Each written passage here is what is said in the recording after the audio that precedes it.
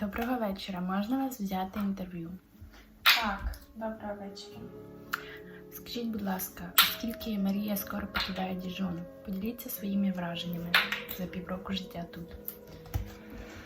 Що я хочу сказати, я дуже ціную і поважаю всіх діжонців. Діжон для мене став таким, знаєте, новим, добрим, знайомим, таким теплим, з теплим відношенням до мене. Це мій тимчасовий прихисток, я почуваюся дуже вдячною. Через Діжон я відкрила для себе багато нового, змінила свій процес мислення, знайшла багато нових друзів. За ці півроку відбулося стільки подій, скільки за все моє життя підліткове не відбувалося. Тому я з таким, знаєте, теплим сумом покидаю Діжон. Я дуже запам'ятала гарно, як ми святкували Настін день народження. Ой, Настя.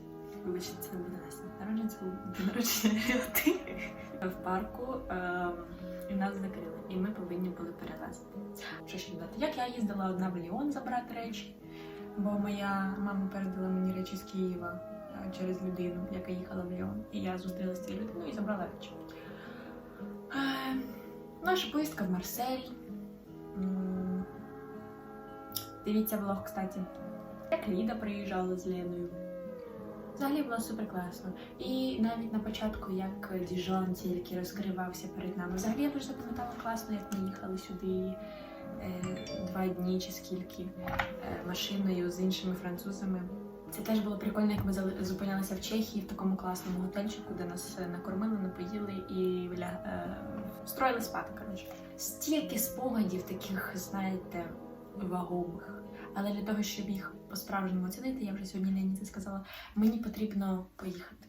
Ну, це не тільки через це я їду. Ну, багато людей вже повернулися в Київ, плюс нарешті закінчились мої курси, плюс мені більше тут, по суті, нема чого робити, бо в університет я тут вступати не буду на перший курс, бо мені в КПІ не дадуть індивідуальний графік, а суміщати 2 університети – це не під силу мені, тому я не ходжу сюди на курси, не продовжу ходити на курси, бо в мене це один, а не продовжує, і я не буду отримувати стипендію, тому я вирішила також через це їхати додому. Потім, коли я вивчала французьку мову в 10 класі, я теж думала, класно було поїхати у Францію колись, можливо там трошечки пожити, але я взагалі, коли вступила в університет, більше не планувала ніяк зв'язувати своє життя ні з якими мовами, і я не планувала нікуди ні їхати, ні вступати нікуди на магістратуру.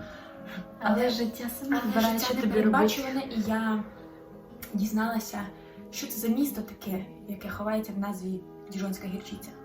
Так, життя не передбачуване, але я зрозуміла, що мене щось всередині кличе додому. Причина номер 1201.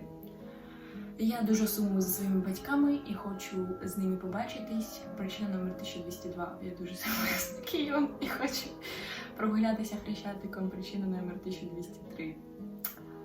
Я просто хочу додому, вибачте. Коли тільки сюди приїхала, я завжди намагалася знайти якусь схожість з Києвом. Там якась місцевість мені була схожа на Поштову площу. Ой, а там було щось ще схоже на Поділ. Ой, а там оце. І, коротше, Київ forever in my heart. Топ-3 речі, за що ти дякуєш Діжону. Коротко. Коротше, змінила своє мислення. Раз. Ну, я відчувала тут себе в безпеці. 2.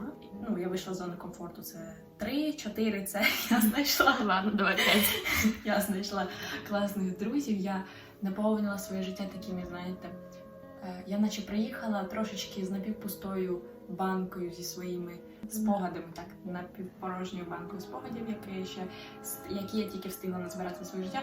І зараз я їду з 2 банками, отак от під руками, додому. І я їх так поставлю собі на поличку, і час від часу буду відкривати, дивитися, передивлятися. Закінчується сезон нашого життя. Іначе наше життя – це серіал. Так, як вам жилося зі мною півроку?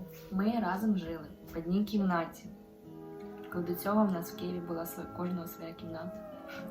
А тут ми жили разом в одній кімнаті півроку. Що ви скажете про це? Хочу сказати, що я завжди мріяла пожити з Леною в Києві. Так, ми дуже часто ходили на ночівлі один до одної і було супер. І тепер нам випав шанс пожити разом. Коротше, вона зранку це просто капець. Сидить з таким обличчям. Я хочу вас всіх вбити, не розмовляйте зі мною. А я ж думала, що вона любить потрендіти, бо в Києві після ночівлі вона така з радістю зі мною розмовляла. Такий А сюрприз. тільки приїхали, так все, я до неї щось говорю. Вона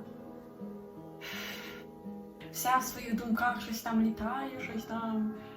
І Я зрозуміла. налаштовуюсь, ловлю баток на цей Мені день. іноді здавалося, що ти мене ненавидиш. Реально. Коротше, це раз. Ввечері на неї нападає бісячка, смішинка якась, вона не може заснути, докапується там.